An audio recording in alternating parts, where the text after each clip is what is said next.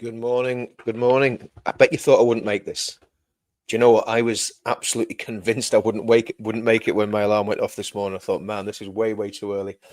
But here we go. It's the second breakfast show.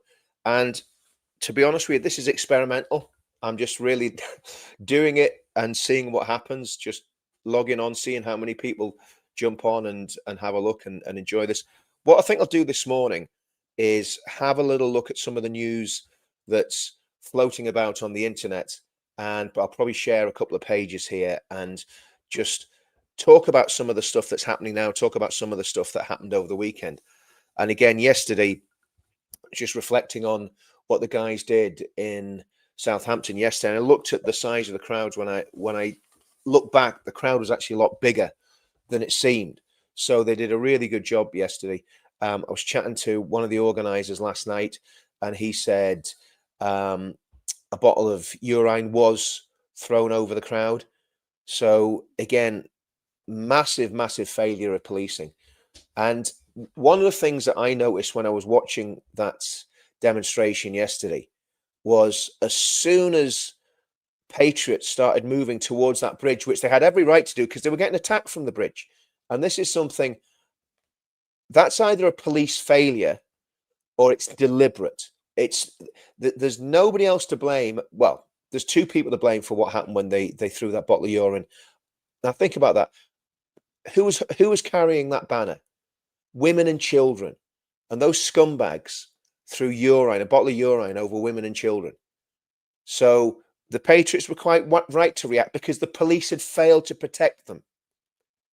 And it was either deliberate or negligent. And again, if I was the lads in Southampton and I was liaising with the police about any future demos, I would be going with an extremely hard line with them and saying, look, this is totally unacceptable. And I think they should actually put a complaint into the whatever the equivalent of the police ombudsman is in the UK. What is it? The Independent Police Complaints Commission. It used to be. I don't know what it's called now, but I think they should be doing that. From what I saw, the speeches were fantastic. It was a really good vibe, and just well done to the lads in Southampton. And then you look at, it's a tale of two demos the weekend, isn't it? You look at a peaceful, family-orientated demo in Southampton, and then you look at a celebration of hate in Whitechapel, where you've got misogynistic sectarians coming out on the street, balaclavaed up in a very menacing way. And of course, they didn't do that on the day when we had 1 million people in London. And that's all I'm going to say on that. But the reality is, I'm sick, sore and tired. I'm going to try and actually pull this up. I've found this on X. Let's just see if I can get this on the screen, guys. And well, look at that. We've got 100 people. 3 minutes past 7 in the morning. That's because nobody's going to be watching GB News anymore. They're all going to be, or ITV or BBC, because you've got something better to watch now. You've got somebody that's coming on and telling the truth. Let's see if I can find this on X. Just bear with me, guys. Okay. Where am I? Here we go. Okay, this is from Danny Roscoe. So let's have a little listen to see. So these guys were from the event on Saturday. Let me just share the screen here. Give me 2 seconds.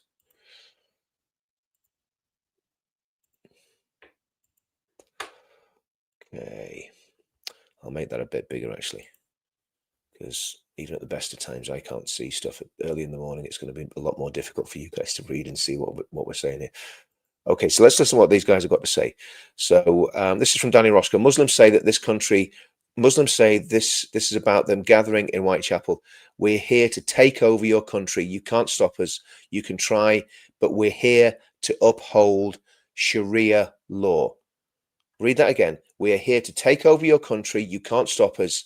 You can try, but we're here to uphold Sharia law. You've got to understand, they believe this. They believe this. And I know it's early on a Monday morning and you're thinking, man, he's on this again. But this is extremely important. This is what we're facing. This is the danger that our country's facing. So let's listen to these guys. is we're here to take over your country. You can't stop us. Assalamu alaikum everyone. Today we're at Alta Bali Park. We're here to interview some people. So I've asked some questions, brother. Yeah. Alright. What message do you want to give to the far right people? The message I want to give to the far right people is we're here to take over your country. You can't stop us. You can try, but we're here to uphold Sharia law, and yeah, that's it. Alright, fair enough. And what does a community mean to you? For me, community means everything. It means coming together, embracing one another, loving each other, showing each other support, and yeah, defending each other. That's good answers. Alright, last question. Do you think the way everyone has gathered here as a community is the right way to protest? 100%. This is the right way to protest. You come here, you gather as a community, brotherhood, sisterhood, everything. You come here to defend what you care about the most, which is the people, the area. Some deep answers right there. We're here to take over your country. You can't stop us. Assalamu alaikum everyone. Today we're at Alta Bali Park. We're here to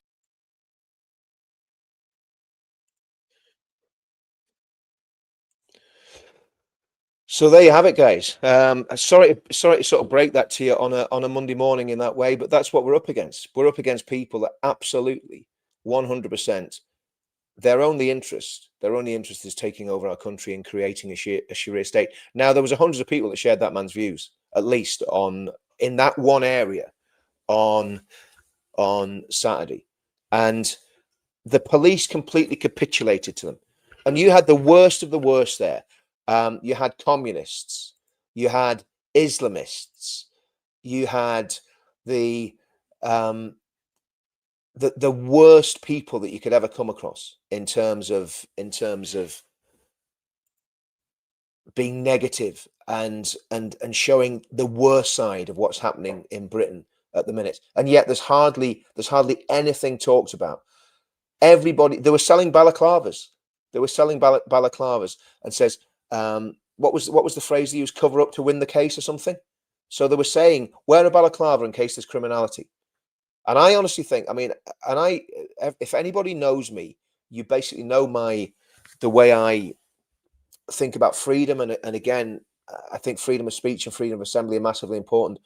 But I think there could well be a case for actually banning face coverings in the UK, especially in crowds. But if you ban face coverings, then the burqa has to be banned with that. So I think there's a case for banning face coverings, no exemptions for religion. We need to make it extremely unpleasant for Islamists to live in this country. And the only way we can do it is legally, because any other way, there's going to be loads of good patriots going to prison. And we need to get the laws changed, because these scumbags need to be put back in their box and they need to be deported. I mean, they can't even speak proper English, to be honest with you. You know, they live in their little silos. They think that they're going to turn the UK into some sort of Sharia hellhole. Well, they're not going to. It's not going to happen. It's not going to happen. And of doing good times produce weak men, and that's what's happened to British males, unfortunately. Partly it is, but also there has been a concerted psyop against everything patriotic.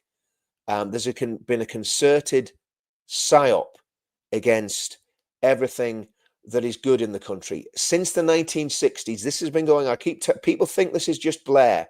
This is so-called leftists and progressives since the 1960s. Roy Jenkins, go and look Roy Jenkins up in the Permissive Society. Look at the laws that he passed. Look at how morality was eroded. And again, I'm not going to hammer it, but you know, the laws on morality were absolutely destroyed by Roy Jenkins. And I'm not a moralist. I'm not coming here and moralizing. My opinion is we're all sinners. Every single one of us is messed up in life. That's not what this is about. But if immorality is legislated for, right, which it was in the 1960s, then that has a massive effect on the way society operates, and it affects all of us. And it makes you're basically legislating for sin. And that's what happened in the 1960s. And it's been like that ever since. There's been a downward spiral ever since. I don't know if you remember in the 1980s. And again, I don't want people to misunderstand me. I'm not talking about, you know, being like Mary Whitehouse. But in the 1980s, they very subtly changed the narrative in all the soap operas. You know, and that has caused a cancer in society. It's caused a cancer in society. I was watching a box set on I think it was Netflix yesterday, and first few episodes it was quite dramatic. I'm not going to tell you what it is because at the end of the day I don't want anybody to go and watch it just to be, you know, curious about it. But the first few episodes were great, and then the next thing, episode 4, I think it was, me and my wife were watching, and it was completely the most vile, disgusting blasphemy that I've ever seen. And the way the media hook you in, you know, they bait the line, but they hide the hook. So in other words, they draw you in, and then there's a sting in the tail. And that's just the way the media is. The media, honestly, the media in the UK is satanic. It's satanic. So much of its output is completely against everything that's good and everything that's godly. So anyway, a little bit of a rant there, but I'll not tell you what the show was on Netflix, but just be careful what you watch on Netflix, because it was just horrible. It was just Les, give me some time on this. Give me some time on this, mate. I am going to get to this morning. Honestly, if you knew how busy I was, you would give me I will find it, Les, because I do want to find out what you want to say, but to give me a bit of time to look for this. I mean, I think the thing is, in terms of what we've got to do when we look at things like that Islamist, we look at things like the communists coming out and saying that they're going to win. We've got to look at what the outcome of that will be, because this is a real threat. When I'm saying they're not going to do it, they could do it if we don't stand up. And every single person in the UK needs to stand up. I'm going to try and find this this communist girl. She might have disappeared off thing. I'm going to try and find this communist. Oh yeah, here's the thing. Okay, here's another one. Okay, so stand by for this. Here's another one. So let's have a little look at this one. So if Jeremy Corbyn, I mean, this was amazing yesterday. It was like Mother Teresa had won the presidential election in Ireland. Nothing could be further from the truth. This woman, she's one of them. She's a friend of Jeremy Corbyn. We know who the friends of Jeremy Corbyn were, don't we? Hamas and the IRA were friends. I'm not saying this woman's a terrorist. She's not. But Hamas and the IRA were friends of Jeremy Corbyn. So if this woman's a friend of Jeremy Corbyn, you can absolutely guarantee she's not a friend of ours. She's not a friend of Northern Ireland. She's not a friend of everything that's good in the world. And of course, look at the way look at the way she's portrayed. It's not lovely. Looks like a lovely little granny, you know. And of course, well, I'm just going to be very, very careful what I say. But what's happened in Ireland yesterday is a far left political voice. I'm trying to be as charitable as I possibly can. A far left political voice has been elected as president of Ireland. And we've seen the anti-Semitism in Ireland. We've seen the push by Republicans to destroy Northern Ireland yet again, trying to agitate for a border poll, which would absolutely destabilize Northern Ireland and create sectarian divisions. And that's what Republicans always do. And I'm not talking about normal Roman Catholics in Northern Ireland. I'm talking about hardcore Republican agitators. And this woman, I can guarantee you, she is not a friend of Northern Ireland. She is not a friend of what's good in Northern Ireland. She's an enemy. She is an enemy. She's not going to be a unifying force. She's going to be a divisive figure. And that's what we've got to understand. And there's Brett Murphy commenting on it. So it'll be more betrayal of the Irish people. How horrible. Absolutely, Brett. 100%. I must get Brett back on the channel again. So when the media covers it, though, of course, it was great. You know, they were saying, oh, this symbolic figure, she's going to be a warrior for peace and all this sort of nonsense. Of course, I haven't looked, but I can imagine what her ideas are when it comes to Jewish people, when it comes to so-called Zionism, which is basically every Jew that thinks Israel's a good idea and every non-Jew that thinks Israel's a good idea. I can imagine where she's going to come down on that side of the fence. The other guy, Higgins, the little the little cross between a hobbit and a leprechaun. He was little better. So what is going on in the Republic of Ireland? They're voting for far left agitators at every chance they get. There's something very, very deeply wrong in the psyche of voters in the Republic of Ireland. And when I look at the people that are out on the street protesting, where is their political voice? When I look at the people of Ireland who are standing up patriotically because they know that they're being invaded, where's their political voice? Let's get a look at some of these comments.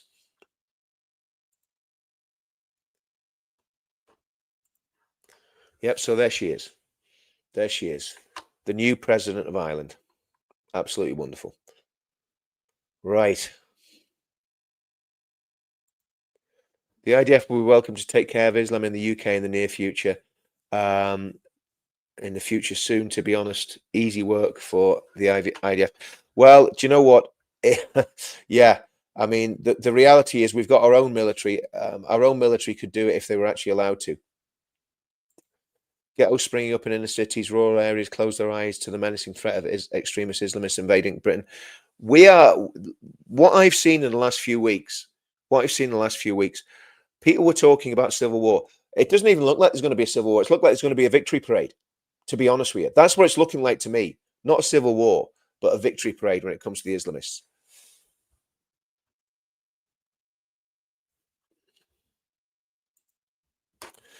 Right, let's have a look at some more stuff on Twitter.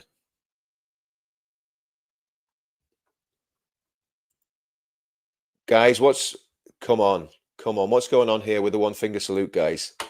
What is that? One finger salute, what's going on? Oh dear.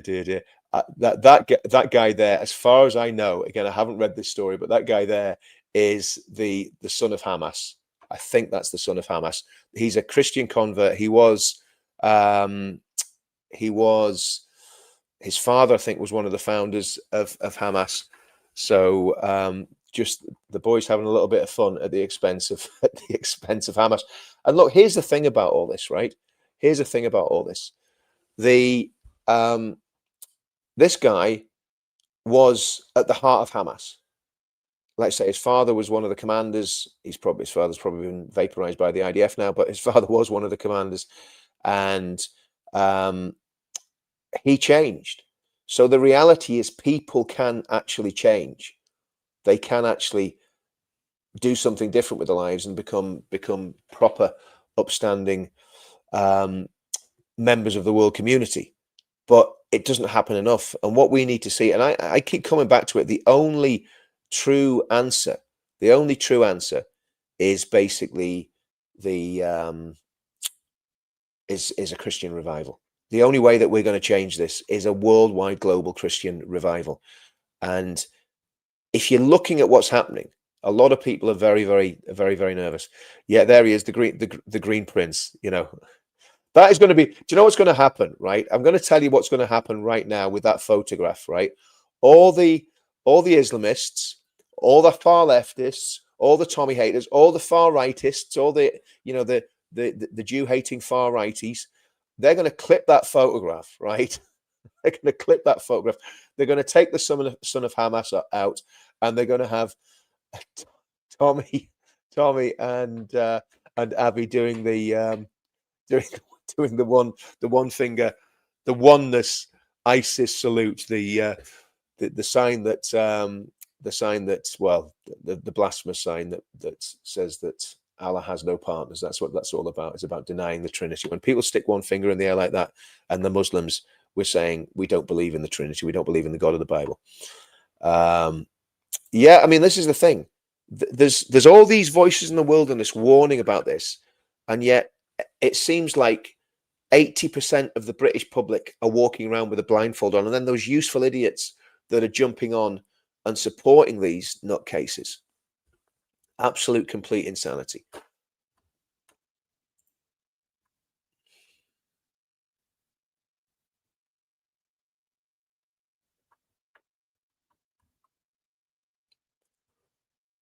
Seeing what else we've got here. We saw that one last night, didn't we?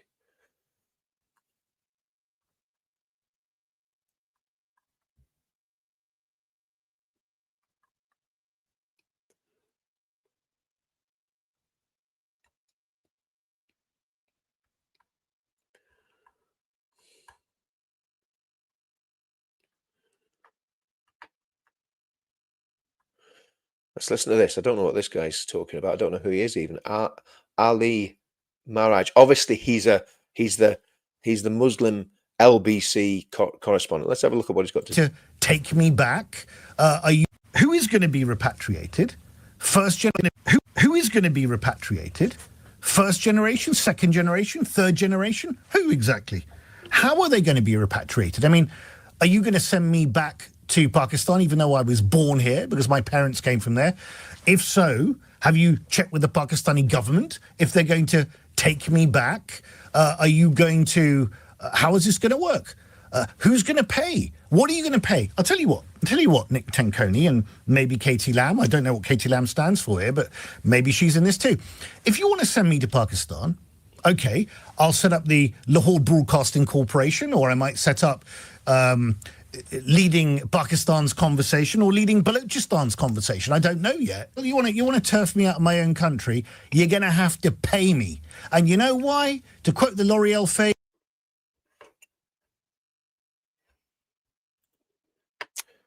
well, he's asking. This guy is obviously of Pakistani heritage. Seems quite educated. I'm sure he's not an extremist. I'm sure he's not one of those people like Tommy and Avi sticking one finger in the air, doing the Islamic salute with the son of Hamas. But here's the thing. I tell you who I do want to deport. I want to deport that lad that I showed earlier that was saying that he wants to take over our country and turn it into a Sharia hellhole. So it's all right for this guy to come on and be very patronized. I'm sure he's had a fantastic education, all the privileges that come with being a British citizen. And I'm sure he's a perfectly nice man. Well, who knows? But the reality is, here's the thing. People have to go that are here with ill intent. People have to go that came here illegally. So let's start there. Let's start with all the people that came here illegally. That's the starting point for this. Okay, you came here illegally, you can go. Simple as that. You're not welcome. You came here illegally, we don't want you here, you're going to go. That's the first one. Second one, if you're here with ill intent, if you're here and you want to create Sharia law in the UK, well, obviously it's the wrong place for you, because it's not going to happen without a civil war. We're not going to slip into a Sharia hellhole. So if you're an Islamist and you're in the country, you can go. So Ali Maraji, or whoever you are, I'm sure you're not going to be on the list to get deported unless you're an Islamist who's trying to destroy the UK. You know, if you're on the left of politics, we can't deport everybody who's an immigrant who's on the left of politics, right? But what we can do, what we absolutely can do, is round up all the people who are an absolute threat to this country, 3,000 people who've got the ability to make IEDs. We can round you up and we can get rid of you. We can round up the people on the terror watch list that aren't British citizens. We can get rid of you.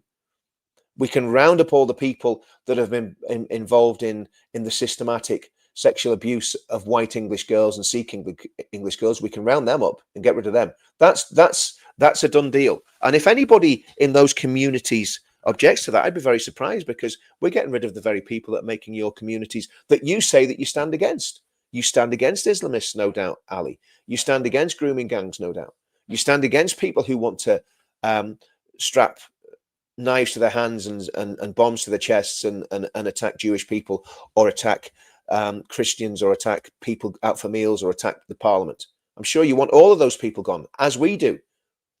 So that's the starting point, Ali. And if that works, and we create peace and harmony in our country, then we don't have to worry about deporting anybody else, because what we want is a peaceful, harmonious country.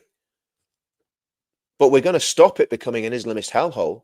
We're going to stop it slipping into civil war. But again, and here's the thing about all this: when you look at what's been happening politically in the last week, we're talking about votes. This is what counts, and this is where all of the political. I'm a member of Advance, as you know. And my wife used to laugh at me every time I said I'm in UKIP, she used to say, it doesn't matter, stop talking about yourself. But in other words, I'm politically active on the right.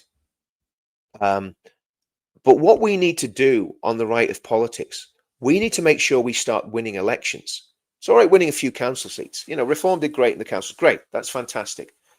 But we need to make sure when there's a by-election that we win. And the only way we're going to do that is by banging a lot of heads together before the next general election. I'm not about by-elections. I'm not about the next general election. We need to, bang a lot of heads together on the right and make sure that we can create something that is going to actually take power in this country. And I tell you what, I keep going back to the pledge, and I'm going to put it up on the screen yet again, because I haven't talked about this for ages, right? I haven't talked about the pledge for a long, long time. But I genuinely still believe that the pledge is one of the most important political projects in the UK. And of course, Restore is and Advances and Reform is and the right wing of the Conservative Party and the SDP and UKIP for that matter, and probably Britain First. All of those parties on the centre right that are not anti-Semitic, that are not against people because of the colour of the skin, those parties need to find a way of working together. And if it means that the smaller parties say, tell you what, we're not going to stand in any of this, we're not going to do anything to dilute, let the ego go. If you're on UKIP or Britain First, let the ego go, or the English Democrats, because those few hundred votes could make a difference. And let Advance, who's pushing probably 40,000 members now, Reform have to reform, and Reform aren't reforming. So something needs to happen with Reform. And again, the Conservative Party need to get a grip as well. But if you've got genuine right-wing candidates in your constituencies, and we know that they'd signed the pledge, then as the pledge, we could say, right, okay, here's the candidate that you've got to vote for, right? And there needs to be talking between all the political leaders and all the parties. There really does. There needs to be talking. There needs to be dialogue, because what we can't afford to have happen is another left-wing government. Now, however we stop that, if we in Advance get the head of steam that we need, then it will certainly put massive pressure on Reform to change. But will they have the ability to change? Will they have the flexibility? I don't think Farage will, because again, Farage is living in a bubble. For them to lose that by-election in Wales is an absolute disaster for Reform, because it shows they have not broken through with the Welsh working class. They didn't manage to mobilise that base. If anybody mobilises the British working class, if anybody managed to do that, the British white working class, I'm going to say it, if anybody actually manages to mobilise them, get their attention and get them voting, it will make a massive difference at any general election. And that's what needs to happen. It happened for Brexit. And also mobilise the Hindu, the Sikh, the black. I don't like talking about identity politics, but unfortunately, that's where we are. We've been pushed into this. But if people can capture their attention, then it changes everything. And that's what we need to do. We need to be in a situation where we literally capture people's attention. Okay. By the way, guys, if you could go into, I'm going to just grab, maybe get this up on screen because I want to show you. Let's have a look. Let's have a look.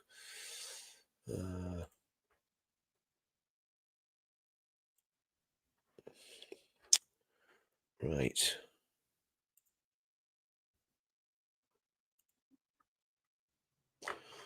Okay.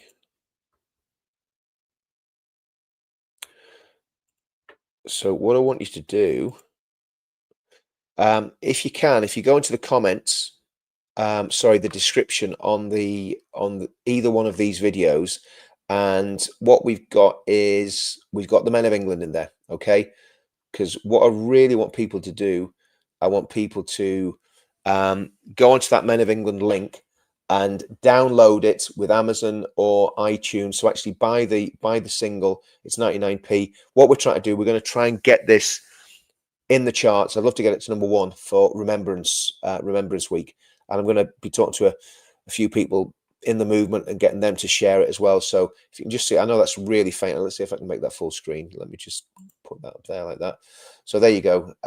Dive into the comments, and if you could dive on and buy the Men of England single. If you don't know what it is, go down and listen to it first. But it's one that it's been played in all the promotion stuff for the 13th of September. It was played on the 13th of September, and actually that many people knew it that people were singing along. So please go on and buy the Men of England single. Okay, so get rid of that.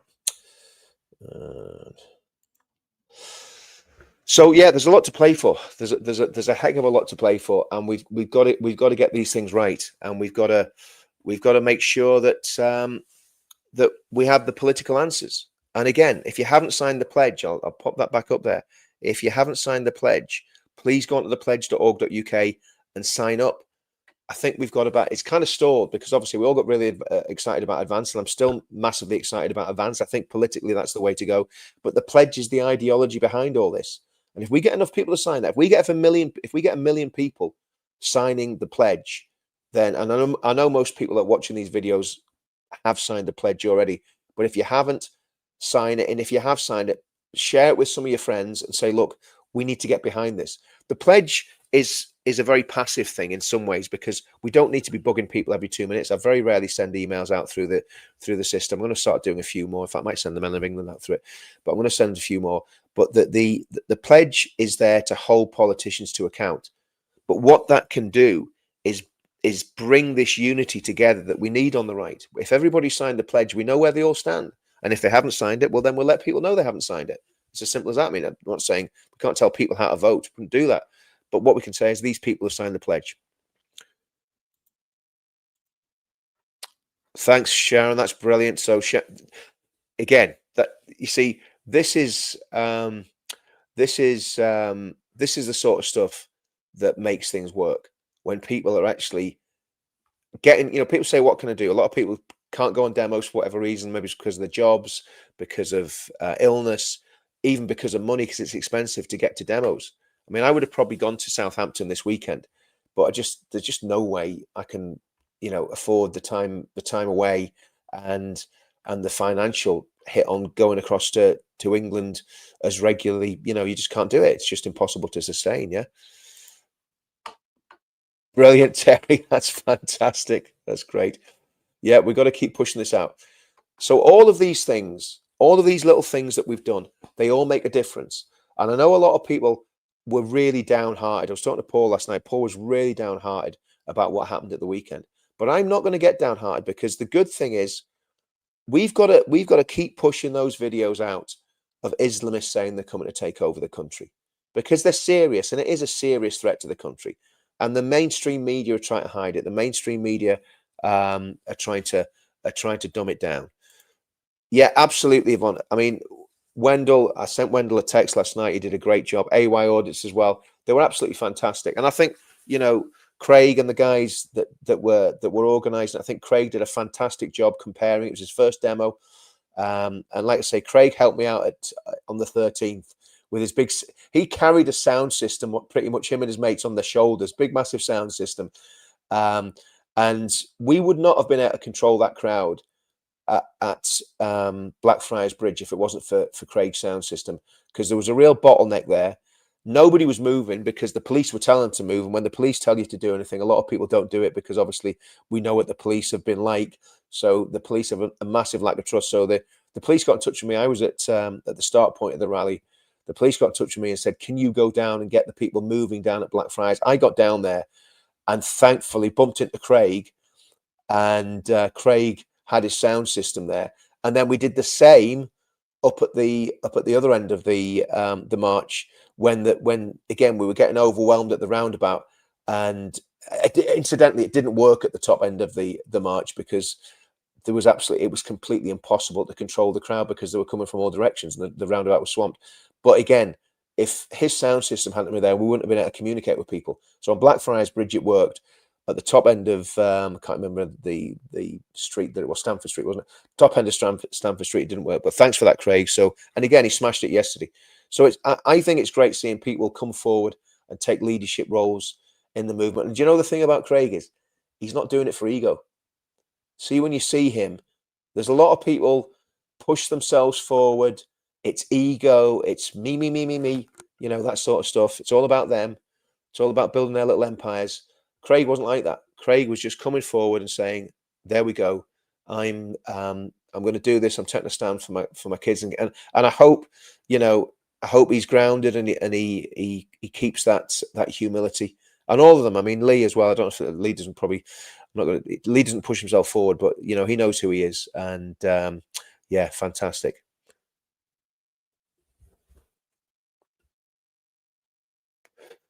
Yeah, that's. Do you know what? That's the woman with a hat on. There was a woman with a hat on, and Nick was speaking, and she wanted to say something, and she actually jumped over the barriers. I don't know if you saw that, but we don't know what she wanted to say. So if that woman's about anywhere, let us know what you wanted to say, because you definitely had something to say. We know that.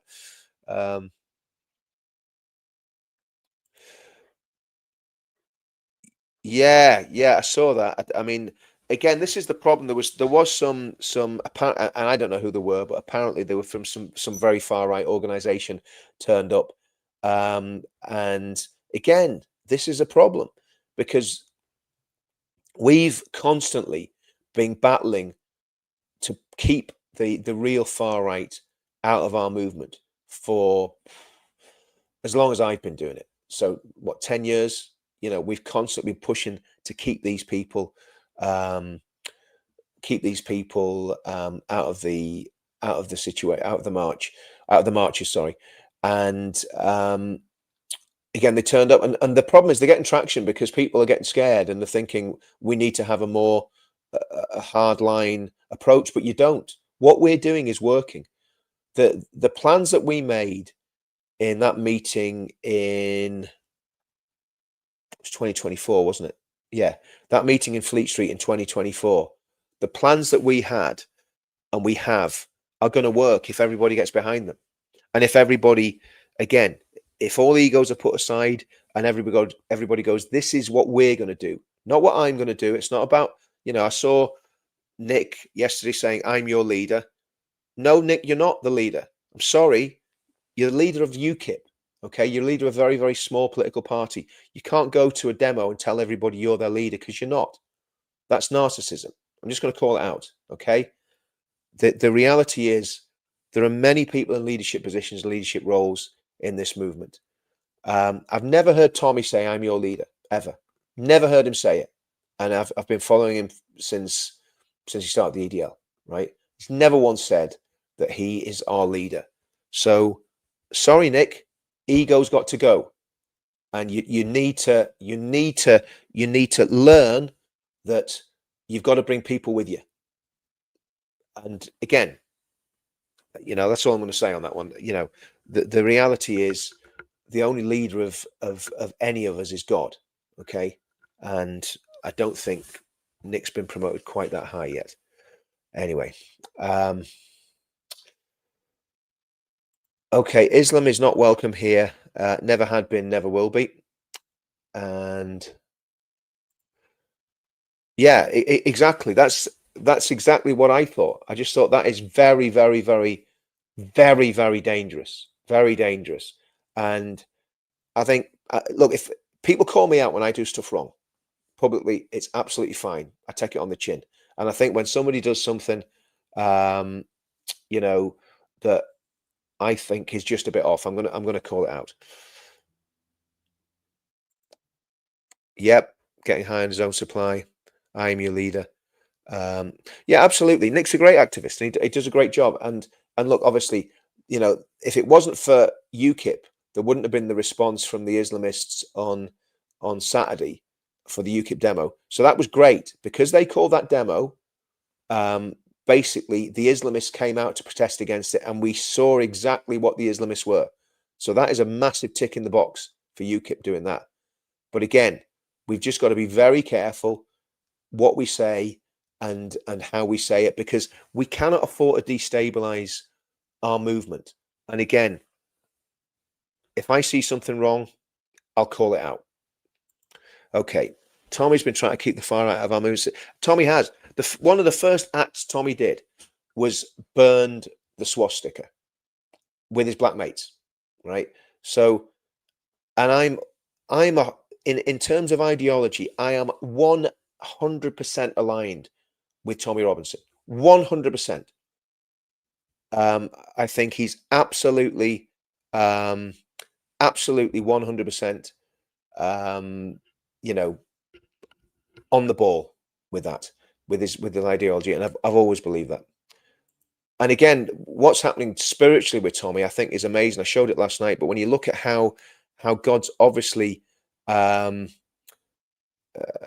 obviously, God's doing something massive in Tommy's life, and I think that's absolutely fantastic. Yeah, and again, you know, look, do you know what? I agree with you 100%. I agree. I would agree with that 100%. Yam. I do like Nick in his way, but I do have issues with him. Huge ego, arrogant, and what he said about the pledge. Exactly. You know, but the reality is, he is going out there doing his thing, and I'm not criticizing him for that. But you can't turn around and say I'm your leader, because you're not. You know, think about what you're saying. Think about what you're saying. If they're violent now, think about what they're going to be like when we try to. This is exactly it. Look at what's happening in America.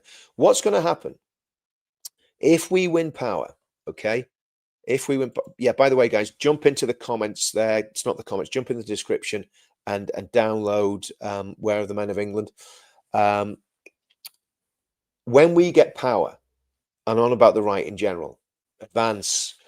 If reforms and right wing Tories or whatever that coming together is going to be, there needs to be a coming together, right? That's obviously going to happen. Yeah. Well, not obviously, but I think that's the most likely outcome. So when we have this coming together, restore, and bits of UKIP and other smaller parties. So when this coming together happens and we do win power, that is when the rubber's really going to hit the road, because the left are going to agitate, the Islamists are going to agitate, and there will be massive problems. And that's why I've been talking to different people about policy and so on and so forth. And one of the things I'm suggesting is that we raise a regiment of the British Army called the Home Defence Regiment, that is obviously controlled by the Ministry of Defence. And if we're in power, then we'll be in control of the MOD as well. And this regiment's sole purpose is home defence in Great Britain. Be different in Northern Ireland, because obviously Northern Ireland has a totally different set of circumstances, and there's different internal security measures in Northern Ireland. But the Home Defence Regiment would be the hub and would be the counterforce against any agitation or issues that are happening that the police can't cope with. So if there's mass rioting in an area where mass deportations have been taking place, then the police, backed up by the Home Defence Regiment, would come in and quell the rioting. Because what you can't have is anarchy on the streets. You can't have a minority of psychopathic, evil Islamists trying to take over our country, putting muscle on the streets in various areas and taking over those areas. You're better nipping it in the bud straight away, because this is what happened in Northern Ireland when we had the so-called no-go zones. And there was an army operation called Operation, I think it was Motorman, in the 1970s, and that had to go in. And to a greater or lesser extent, it did take power back to a certain extent, but it was very, very messy. You're better having those beefed up patrols before people get to that stage. But I think we could be across that line already. And but what we need is a military regiment that's under British Army control, under government control, that can, if it came to it, stand up against Islamists and far leftists who are basically intent on insurrection, and quell that violence. And I hate to say that, because that's not what England's about, but it's the best way of doing it. Because if you don't do it that way, you're going to end up with a civil war where you're going to have militias who are raised, who are not under anyone's control other than the narcissistic lunatics that raise the militias. And we saw this in the Balkans. We see this all over the world. So you're far better having it controlled centrally by the government. And if you've got a right-wing government that's in power, then you're in a situation where you can take the necessary action. But it's going to be messy. Whatever happens, do you know what? Whatever happens, we're going to be in a conflict. I'm convinced of that now. Whatever happens. And the best outcome is we have a right-wing government that is able to do what needs to be done in terms of deportations, and will have the courage to actually go into these areas, grab the people that need to be grabbed and get them out, and then quell any disturbances and insurrection that happens. And it's just going to be a constant process, and it's going to be extremely unpleasant, probably for about 5 years, until we actually totally get a grip on what's happening in the country. And it has to happen, because if it doesn't, there'll be a full-on civil war, which will be an absolute nightmare. So unfortunately, there is no way of avoiding conflict. It's just a question of what that conflict looks like. And I don't want to see any conflict in the country. Hopefully I'm wrong and we can do it peacefully. But the other way of avoiding civil war is just we capitulate and become an Islamic State. So that's what we're looking at. On that cheerful note, guys, let me know while I'm doing this, right? Because obviously I'm learning this. Do you know, you see, there you go. I would as well. I mean, I obviously I'm in Northern Ireland, so it's slightly different for me, right?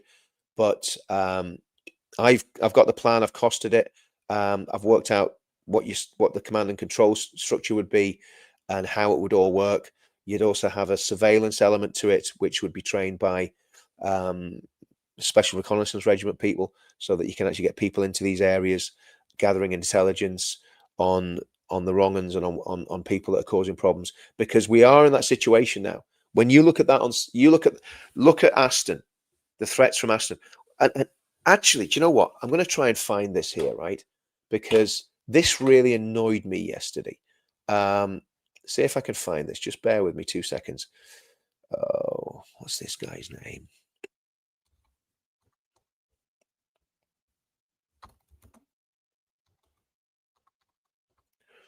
That's it, isn't it?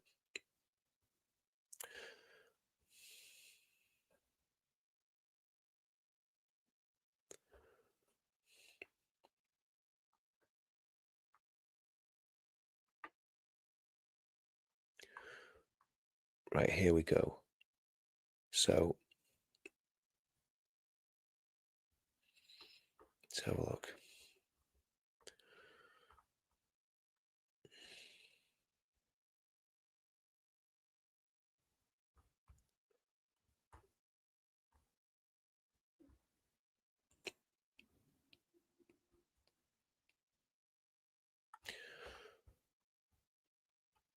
There we go.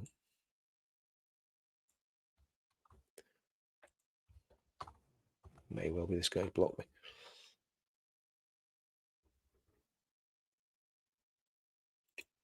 Okay. Right, I'm going to share this, okay? So let me just get this on the screen.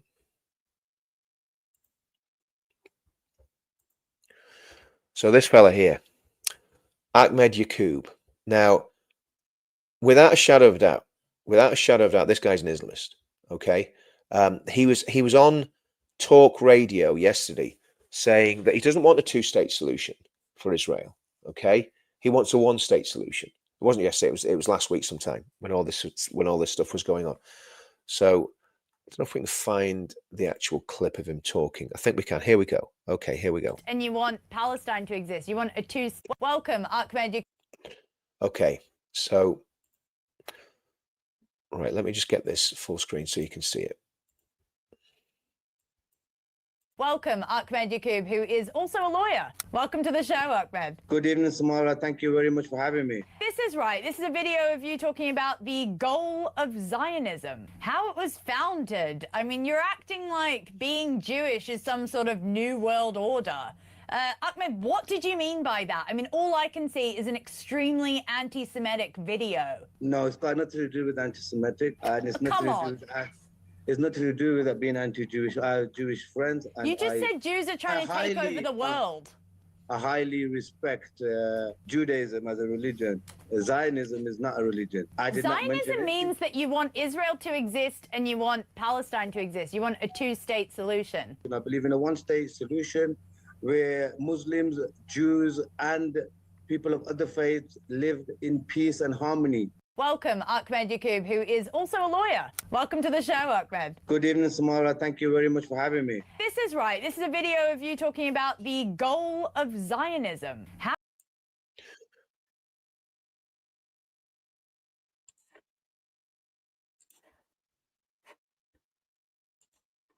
So basically, that was Ahmed Yakub, and Ahmed Yakub. Actually, incidentally, Ahmed Yakub. Two of the guys that used to work in Ahmed, we when we were doing the Rape of Britain documentaries in Telford, we had surveillance on his offices because two of the guys that were working in his offices were persons of interest in the grooming situation. In fact, Charlie Khan featured in, I think it was episode 2 or episode 3. So he's a charmer, you know. He's friends in Telford. Let's just put it that way, okay? And he is basically, well, let's just say he is certainly one of the people that I would love to see on a deportation list. But GB News has one of his best mates on the show yesterday. The Talk TV have him on.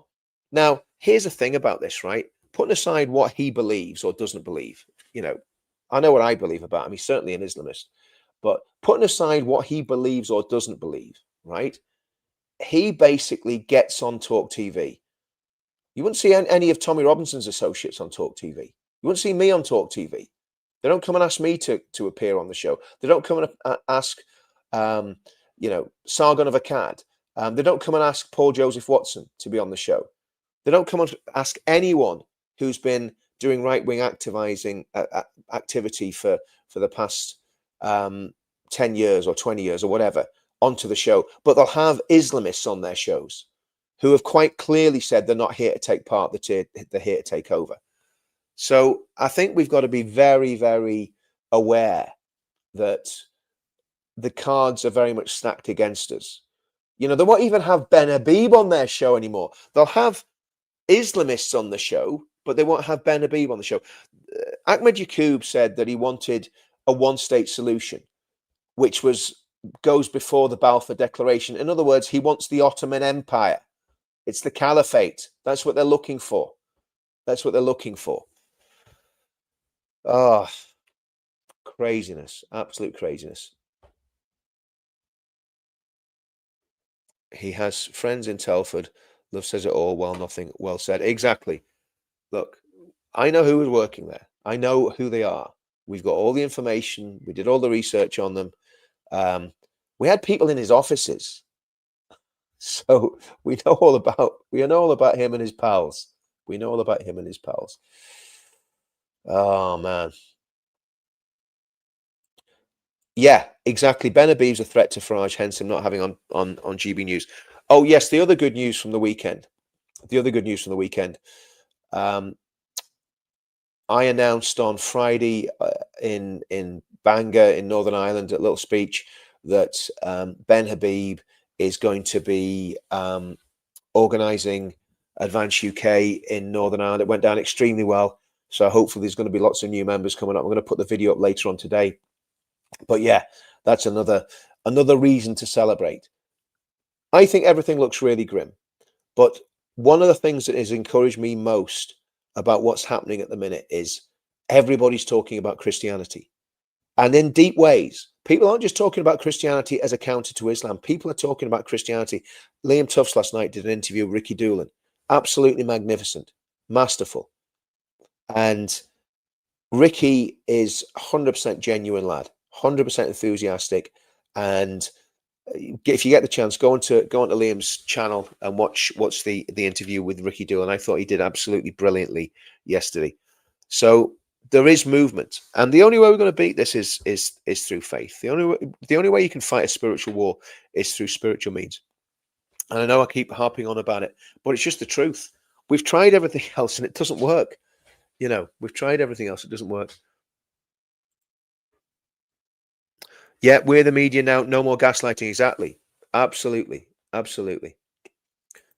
Yeah, Ricky is a good guy. I'll try and get him on the show sometime this week because I think he was out in Israel with Tommy. So I'll try and get him on the show this week.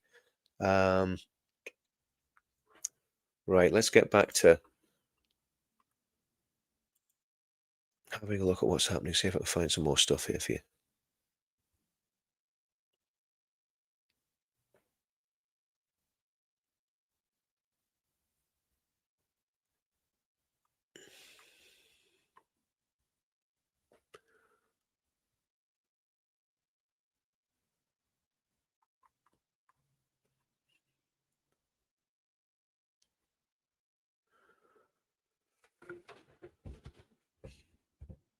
Wow. Wait, you see this one.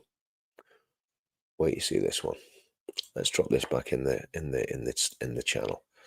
So this is Elon Musk has just tweeted this, right? Suicidal empathy is killing Western civilization. It's good to have empathy, but we cannot allow empathy to be abused to the point of extinction. And that should probably say our own extinction. But look at this. Swedish politician who fought for equality and open borders is beheaded in Congo. Zaida Catalan was a Swedish Green Party politician who believed in open borders. Now, that is a tragedy. That is an absolute tragedy for that woman and that woman's family. But this is what's coming down the road for the left. They don't realize that they are literally turkeys voting for Christmas. You can guarantee she was beheaded. There's an Islamist insurgency going on in the Congo. They beheaded scores of Christians a few weeks ago. And, it's absolutely disgusting. And this is what the left are doing. It is suicidal empathy and it's stupidity. Whereas that's what we need. That's what we need. We need the Crusader spirit. We absolutely need the Crusader spirit. Chainmail and St. George's crosses. That's what we need. But again, yeah, it's crazy.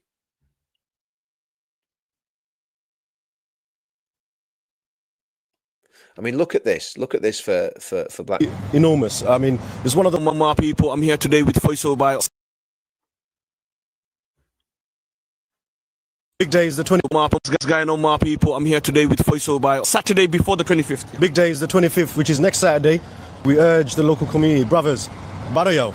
It's going to be enormous. I mean, it's one of those kind of events in our lifetime where everyone's going to remember where they were. So Saturday, we have intel from police and various sources that up to 5,000 far-right hooligans, including UKIP, Reform, Tommy Robinson even. You can see the police presence today, just based on reports of 100 people turning up. So, Amra, we're not here for trouble, right? We're here to protect our community. So if they do come, we need to stand our ground, and we need to protect our community. We need to protect Whitechapel and Tower Hamlets and say, no, you're not getting a free pass here. Yeah, definitely. I will be going to the meetings and the events and keeping you guys all updated, inshallah. This guy no more people. I'm here today with Faisal by Saturday. Yeah, I wonder who that guy is. That guy's popping up or not now, the guy with the red hoodie on. Don't know if anyone knows his name, because he'd be one definitely to watch on social media to see what he's up to. But here's the thing. If the police did tell them that there was 5,000 people coming to Tower Hamlets and said that Tommy Robinson was going to be there. Tommy Robinson wasn't even in the country, right? And said that Reform were going to... Why would Reform be standing with UKIP? Who's been spreading this misinformation? And then, of course, what happens is it stirs up and winds up all the people in those areas. So interesting, very, very interesting, very, very sinister and very interesting. And here he is again. Here's this guy again. So if anybody knows this guy's name, what's going on, my people? As you can see, I'm live and direct here with all the brothers behind me. It's the beginning of the turnout. What, a few hundred of the brothers? Everyone's ready. Here, not for violence or hate. They're here to stand ground on our own area, which is Tower Hamlets. What's going on? Do you know what I find absolutely... We're going to end the stream in a couple of minutes. But what I find absolutely appalling about these people is they can't even speak English. They've had the privilege of going through the British education system, and yet they can't speak English. So they're obviously speaking their own tongue when they're not putting themselves in front of camera. They're not integrating, and they've got to go. I want them out. I just want these people out of our country. I don't want them here anymore. His name's Mohammed something.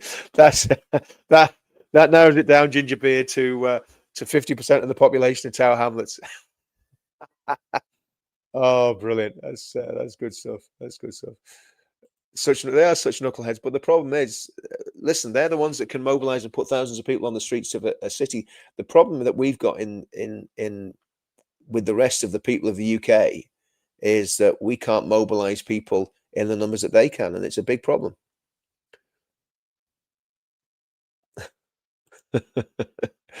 Yeah, that was a good one, mate. That was a good one. I love that. But yeah, okay, guys, listen, I know everybody's got to get work. I held everyone late from work last time because we went on until I think past 9 o'clock, I think it was. So again, join the pledge or sign the pledge, download the song, like and subscribe to every channel, share this. I'm going to try and do this every morning now. Hopefully it'll get a little bit more professional as time goes on. Because you see what I had to do, I got up at 6, right? And made the wife a cup of tea, had a cup of coffee, and came on. But I think I need to do a little bit more prep beforehand, so I'm not fumbling over my Twitter feeds and getting the videos up. So I'm probably gonna have to get up at 5:30 to do this now. But you know, and now you understand why all these breakfast TV hosts look really, really tired all the time, because you've got to go to bed at 10 o'clock to basically get up, and they're starting at 7 o'clock. Fair play to them, you know. I can't remember Richard. I can't remember if I said Richard, but it was lovely meeting you on the 13th. Listen, likewise. I mean, it was one of those ones. If you met me on the 13th, I was probably running around like an absolute madman, saying hello to everybody, and then running off and doing something different. So, but yes, thanks very much for that, Lily. I can't remember what happened on the 13th. Now it's that long ago, to be honest with you. But yeah, and the good thing is, that's one of the great things about the events is we get meeting everybody that we're chatting to on live streams, and it's really, really good. And it's really, you know, that's why, you know, events are really important. I know they're expensive. I know they're hard to get to. There's going to be one in May next year. It's going to be mega. It's going to be absolutely awesome. So guys, I'm going to shoot off and I'm going to go and do some stuff. I'm thinking this might be really making a rod for my own back, but I'm thinking of maybe doing a 7 o'clock live stream every day as well in the evening. So yeah, like I say, that narrows it down, James. When you talk about Muslims and the called Muhammad, it certainly narrows it down. Have a great day. Yep, thanks, will do. Yes, it was lucky to catch you. I said, thank you for all you do. Oh, yes. That would have been when I deputized Young Bob, because Young Bob was basically unlucky enough to be, it was like a press gang. It was like the old press gangs from the 1700s, where they used to, you know, get people drunk and make them go on a ship. Young Bob just happened to be walking past me. I grabbed hold of him and says, "Bob, you've been deputized. You're now a marshal," and gave him a steward's vest. That's right. That was down near where the disabled people were. Oh man, that was a busy day.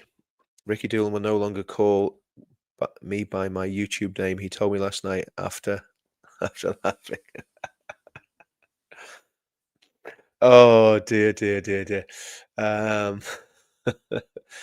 Well, guys, listen, I am going to go because I've got to go and do some stuff. And so I'm thinking of doing 2 a day. I'll do the morning one and I'll do the evening one. Maybe, I don't know. See how it all goes. But so I'll be here again tomorrow, 7 o'clock. Let's keep building it. 400 people watching at this time in the morning. I think it's pretty cool. And I'll see you guys all soon.